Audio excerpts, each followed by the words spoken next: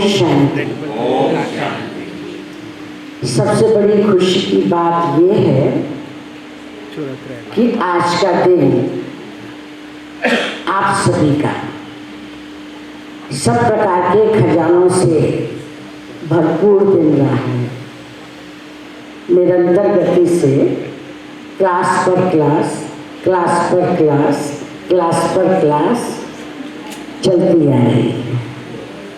तो आप सभी का मन भी भर गया होगा और पेट भी भर गया होगा। भर गया ना? हाथ तो खड़ा कीजिए, भर गया है ना? अब भरे पर भरा, इतनी और डोज दे दूं तो उल्टी तो नहीं होगी? है? संभालेंगे? हाजमे की गोली है, ठीक है, तो खा लो पहले। तो हाजमे की गोली खा लो, तभी आप सभी को हजम होगा। ठीक है, हम हाजमे की गोली खिला देते हैं। तो आज हमारा जो विषय है वो वैल्यूज का है। और ये वैल्यूज का विषय हाजमा कराता है, क्योंकि प्यारे बाबा ने हम बच्चों को इतने समय से जो नॉलेज दी है, उस नॉलेज का प्रैक्टिकल स्वरूप है धारणा, दैवी गुणों की धारणा। धारणा किन बातों की? दैवी गुणों की, वैल्यूज की।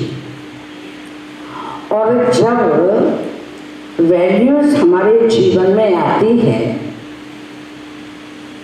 तो घर में हो या आश्रम पर, उसको टाइटल मिल जाता है कि ये तो देवता है, ये देवी है, तभी टाइटल मिलता है ना।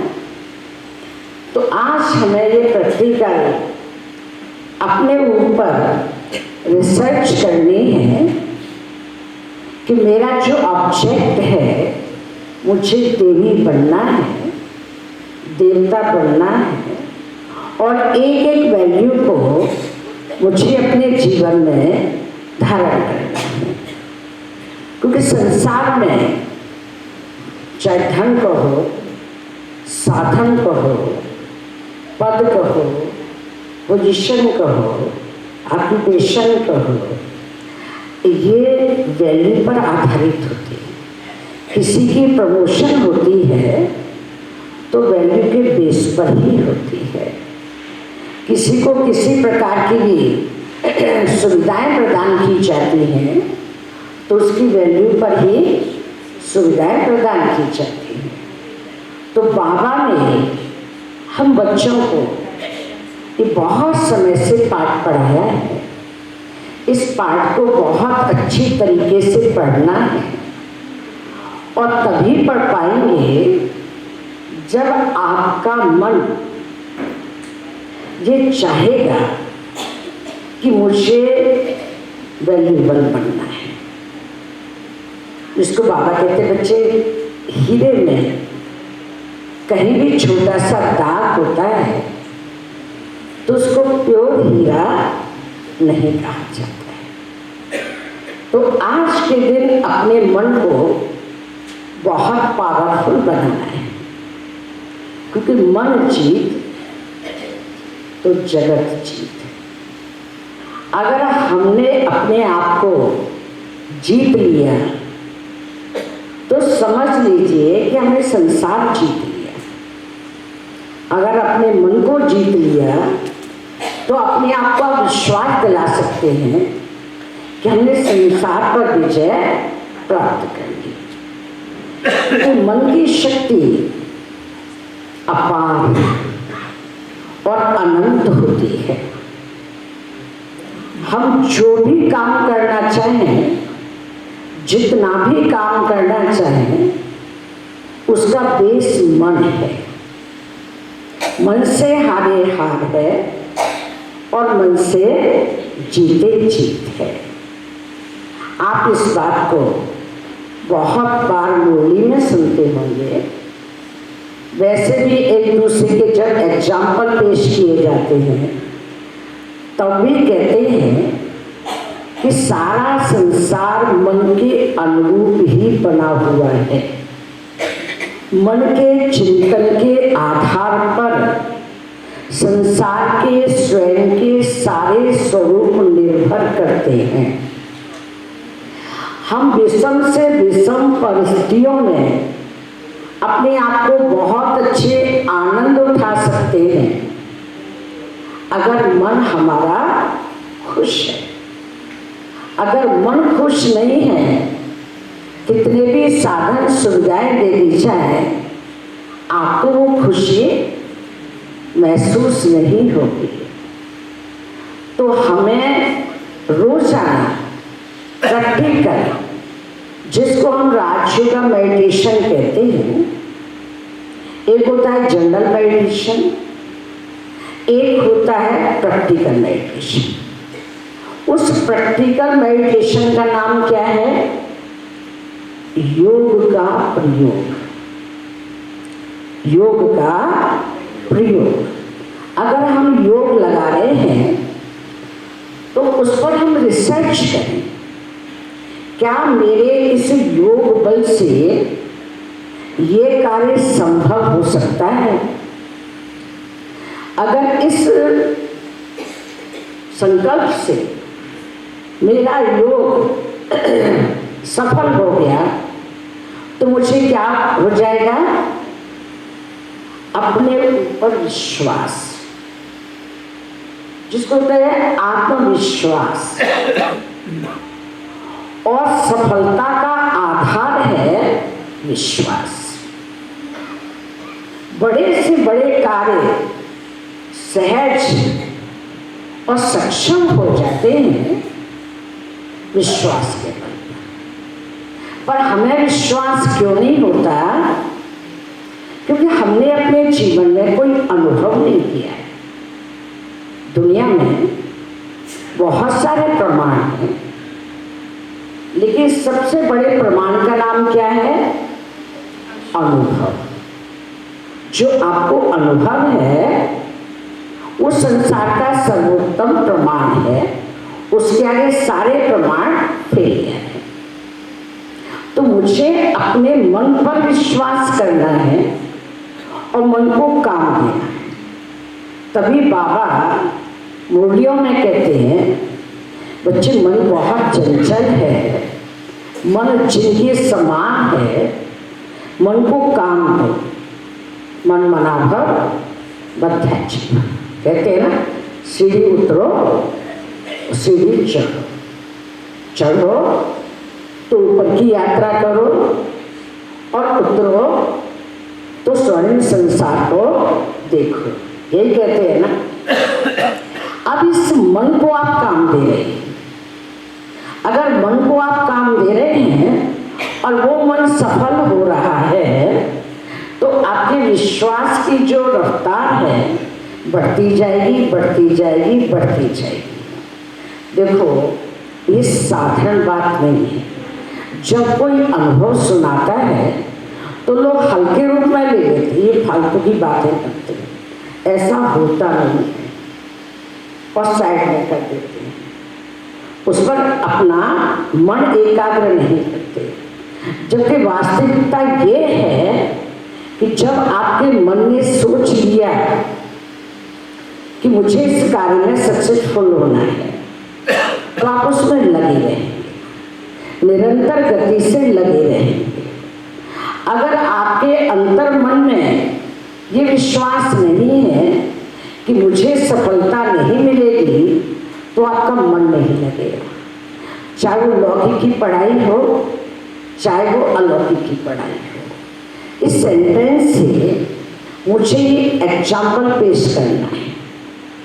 तो जैसे हम आपको अपनी छोटी सी बात बताते हैं, जब हम साकार ने ब्रह्मा बाबा से मुलाकात की तो मुलाकात करते हम 68 में बाबा से एक ही बार मिले हैं।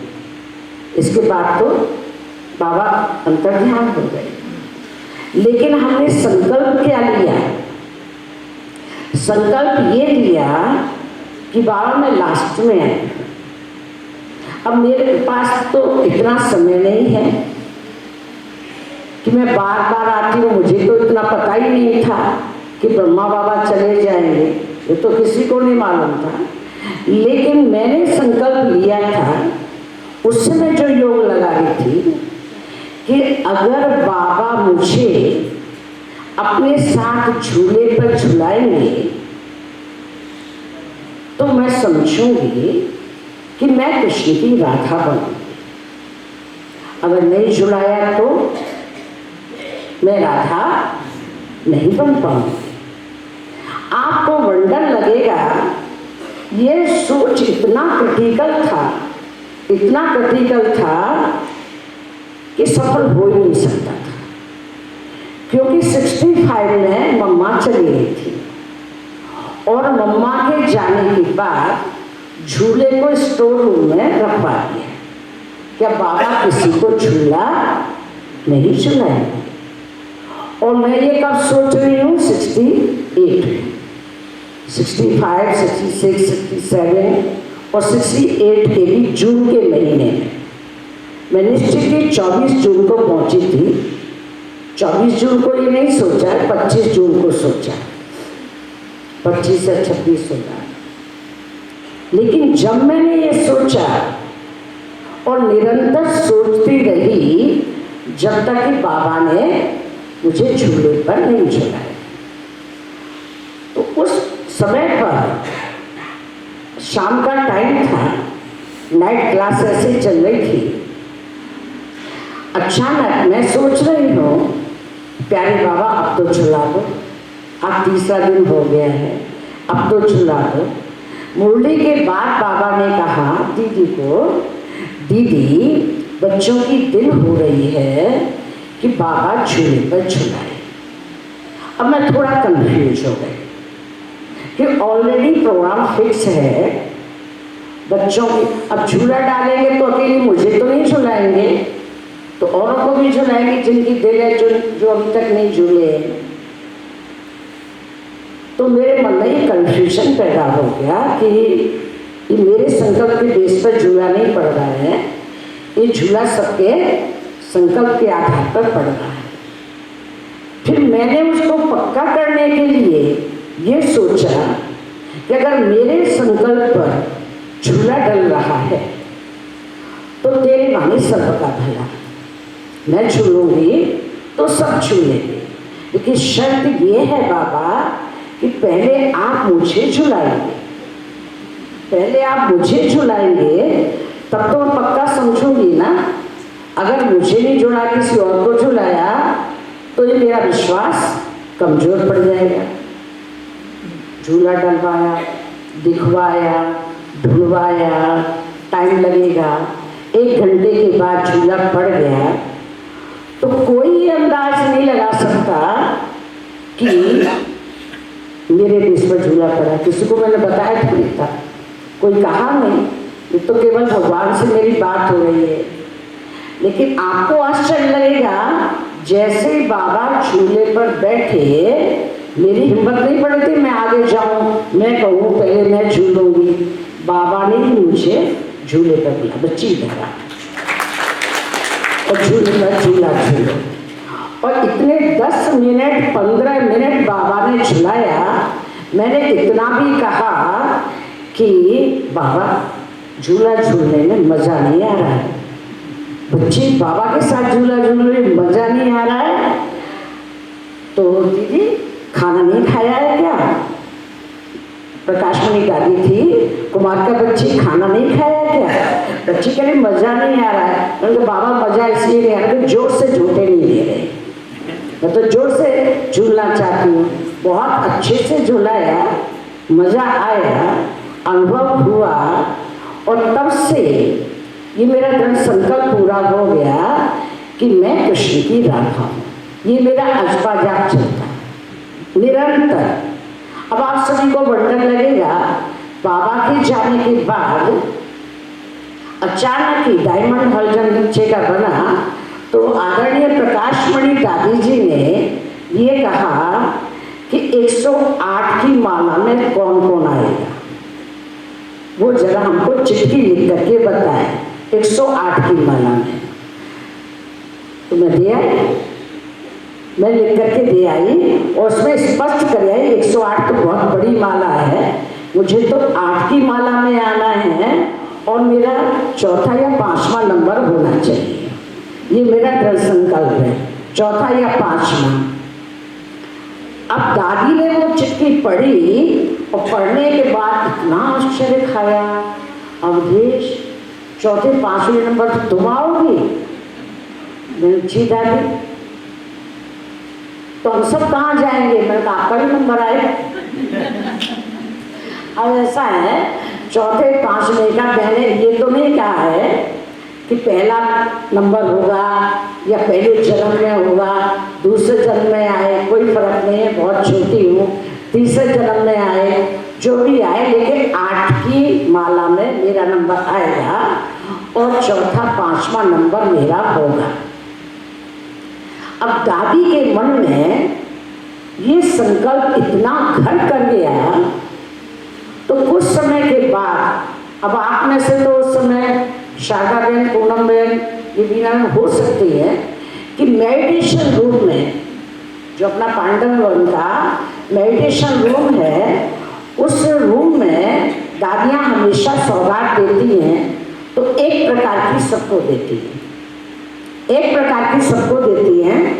लेकिन उस दिन क्या तैयारी करवाई कि वैरायटी जो 1-2 सौगातें रखी थी वो सभा में रखवाई और उसमें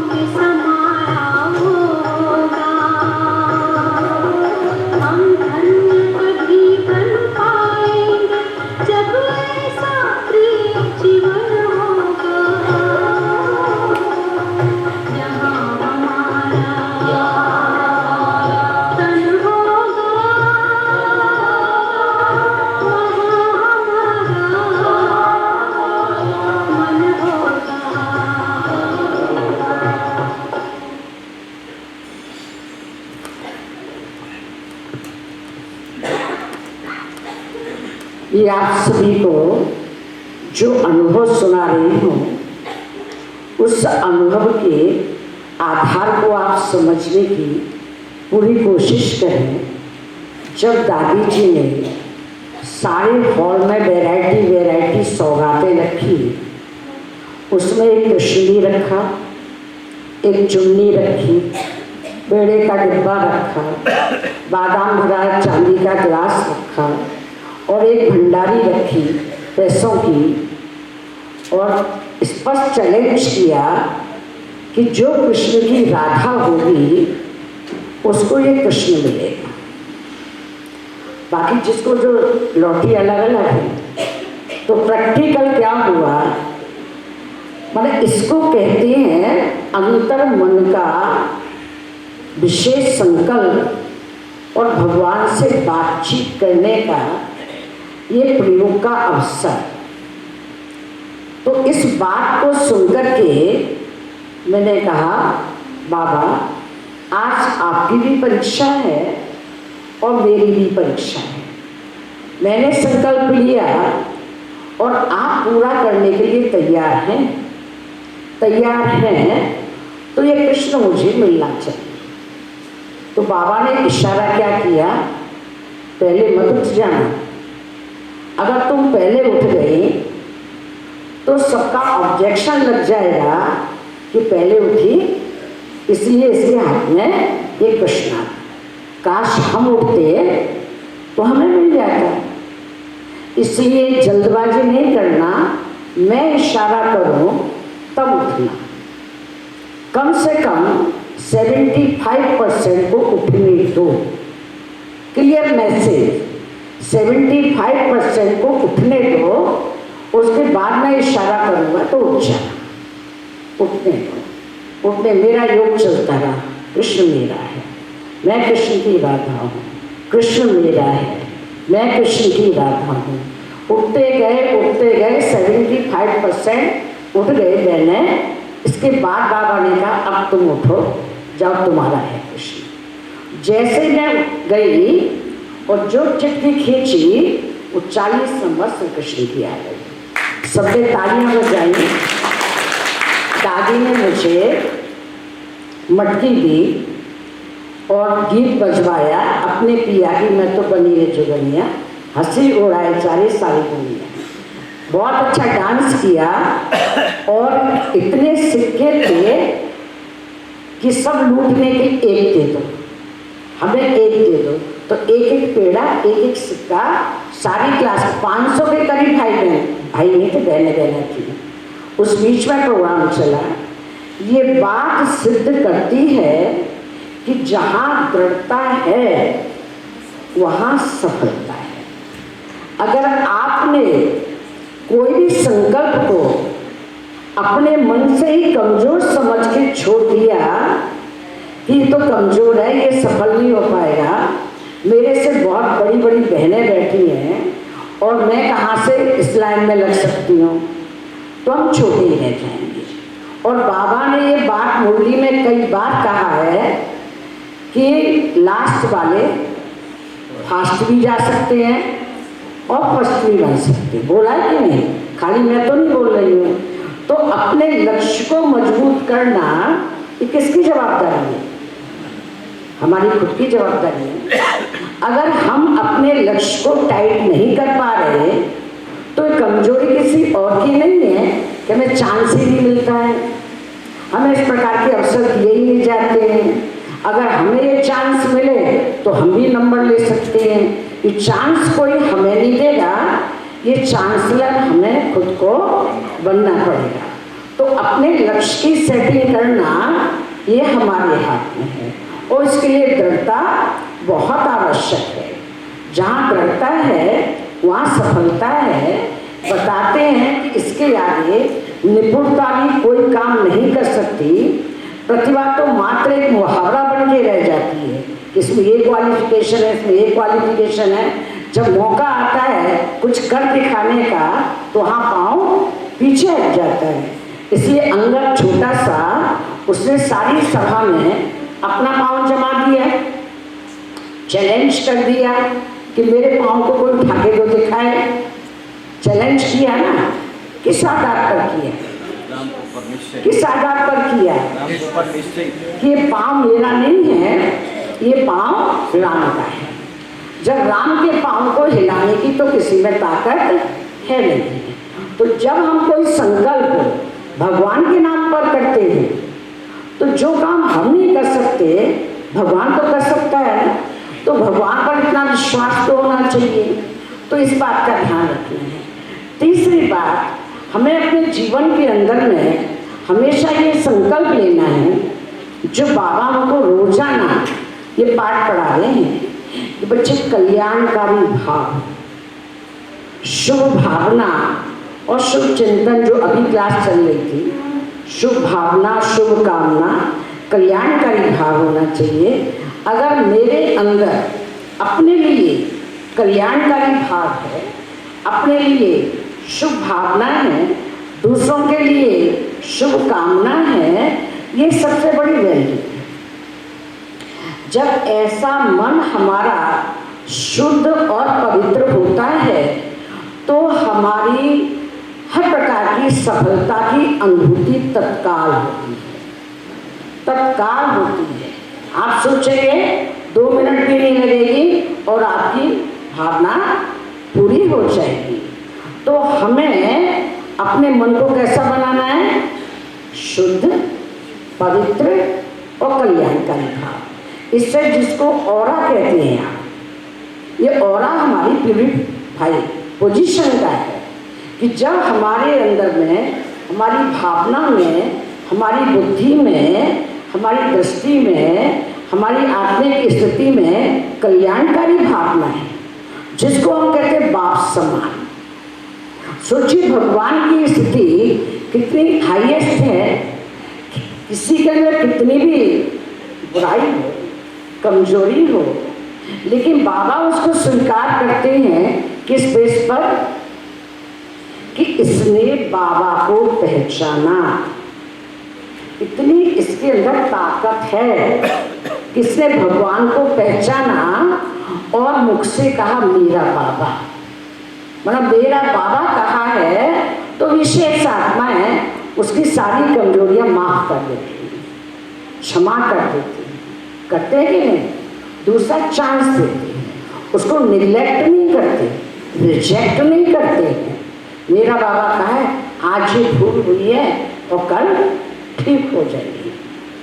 तो जब इतनी उसके अंदर विशेषताएं होती हैं तो निश्चित रूप से वो आत्मा समय के अनुसार या अपनी शक्ति के अनुसार वो आगे बढ़ जाती है। रामायण में बहुत अच्छा वैल्यूबल पर एग्जाम्पल है, अगर आप लोगों ने सुना हो, देखा हो, मतलब रामायण में देखा हो, पढ़ा हो, तो आपको वंडर लगेगा कि जब श्री राम रावण से युद्ध करने के लिए जा रहे होते हैं तब विभीषण उनके कान में ये कहते हैं कि भगवान आप कैसे रावण पर विजयी बन सकते हैं? असंभव। रावण इतना बलवान है, इतना शक्तिवान है, इतना विशाल रथ है, इतनी उसकी सेना है, इतने उसके शस्त्र हैं। तो राम विभीषण को क्या रिस्पॉन्ड करती है? इस बात को हमेशा हमेशा के लिए आपको अपने मन में धारण करना है। तब श्री राम कहते हैं सुनो विभीषण, मेरे पास कौन सा रथ है, कौन से शस्त्र हैं, कौन सा सेना है, ये देखो कि सौरज धीरज तेई रथ चाका, सत्य शील दृढ़ ध्वजा पताका, बल विवेक दम परहित घोड़े, दया क्षमा समता जोड़े, ईश भजन साथी सुजाना, विरट चर्म संतोष कृपाण। विभीषण, मेरे पास जो रथ है, जो सेना है, जो शस्त्र है, एक रावण तो क्या हजारों रावण परास्त हो जाएंगे। इतना दृढ़ता भरा विश्वास, ये वैल्यूज की कमाल है। कितना भी ज्ञान हो, वैल्यू नहीं है आपके पास, आपकी कोई वैल्यू नहीं है, आपकी कोई वैल्यू नहीं है। अगर आपके अंदर वैल्यूज है और ज्ञान नहीं है तो आपकी बहुत बड़ी वैल्यू है, क्योंकि आपके अंदर वो शक्तियां हैं, वो शस्त्र है जिसको ब्रह्मास्त्र कहा जाता है। बड़े से बड़े शस्त्र आपके सामने यूज हो, लेकिन आपका कोई बिगाड़ नहीं सकता। आपने देखा होगा, सुना होगा, बड़े बड़े ब्रह्मास्त्र भी चक्कर लगा करके, नमन करके वापस हो जाते हैं। आपकी हार किसी कीमत में नहीं हो सकती।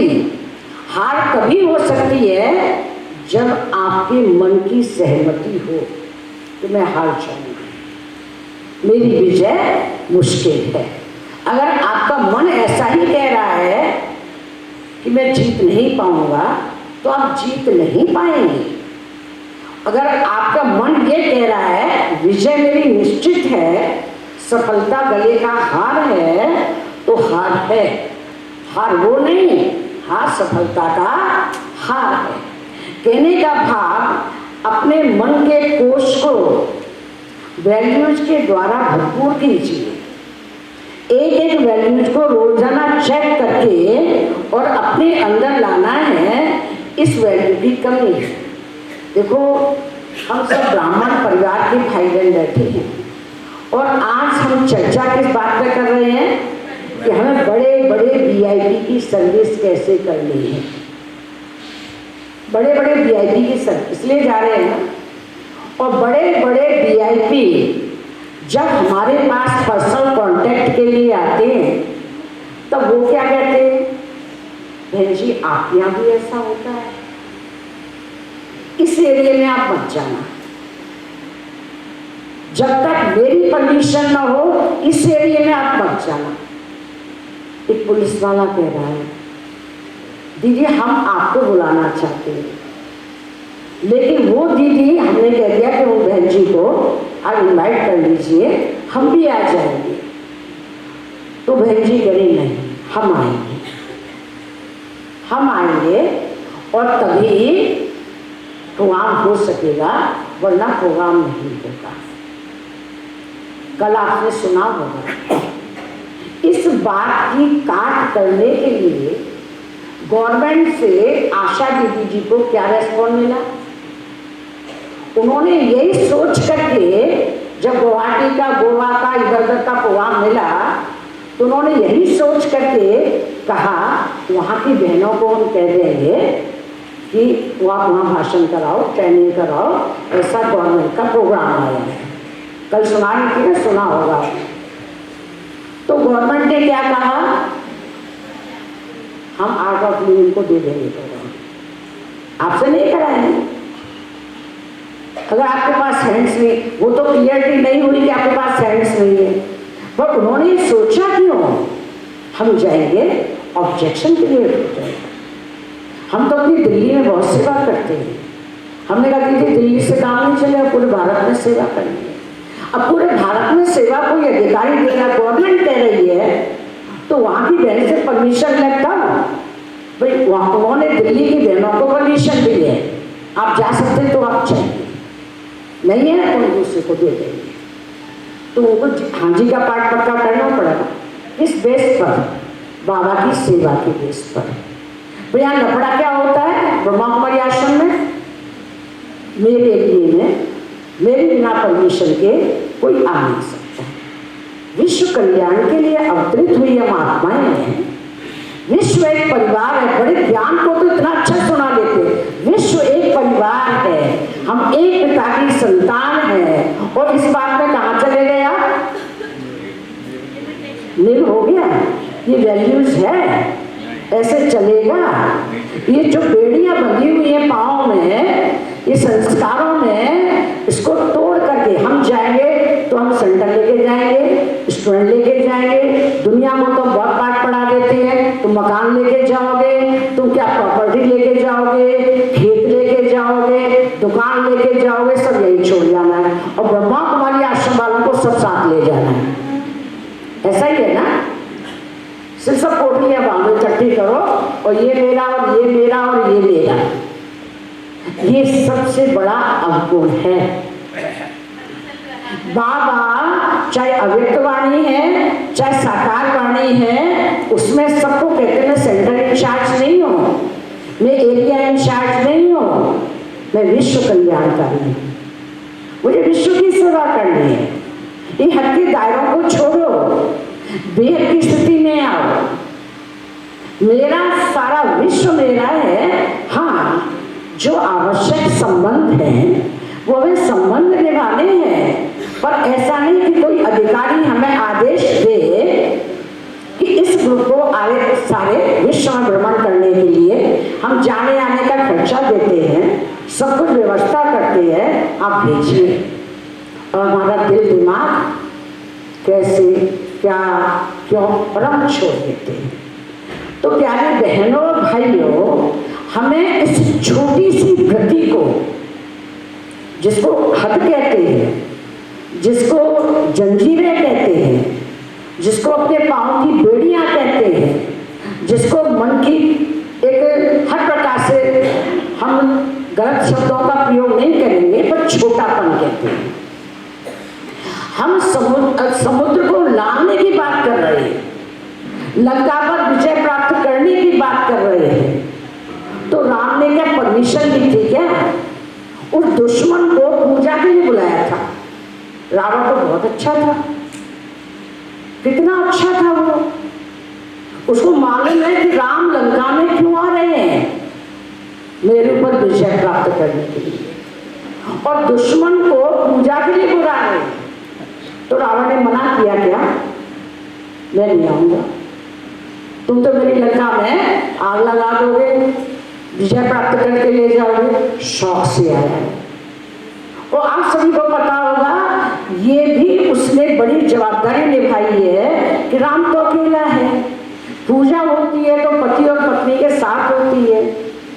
वो बिना राम के परमिशन के सीता को साथ में लेकर रथ में बिठाकर इस शर्त पर लेके आया कि तुम्हारा पति पूजा करने के लिए आया है, तुम नहीं हो तो पूजा सफल नहीं होगी। सोचिए आप, पूजा सफल नहीं होगी, तुम चुपचाप बैठे रहो, जब मैं इशारा करूं तो उठना, और जब मैं इशारा करूं तो बैठ जाना। पर कर्तव्य तो निभाया ना, कर्तव्य तो निभाया ना। रावण ने उसे परमिशन नहीं ली राम से, और या राम ने रावण को नहीं कहा कि मेरी सीता को ले आना, बस समझदारी। यहाँ तो बिल्कुल ही बेसमझ बन गए।